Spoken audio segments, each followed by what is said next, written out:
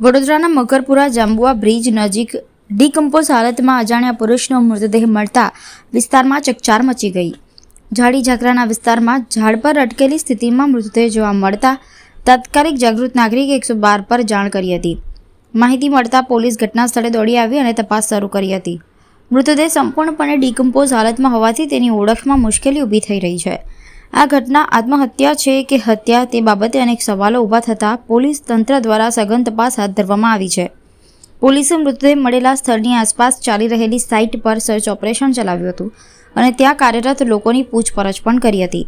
ઘટના સ્થળેથી મળેલી વિગતો અને પ્રાથમિક તપાસના આધારે આગળની કાર્યવાહી કરવામાં આવશે। હાલમાં પોલીસ FSL રિપોર્ટની રાહ જોઈ રહી છે, જેના આધારે ઘટનાનું ચોક્કસ કારણ સ્પષ્ટ થઈ શકશે। પોલીસ દ્વારા કાયદેસરની કાર્યવાહી હાથ ધરી તપાસને વધુ તેજ બનાવી દેવામાં આવી છે।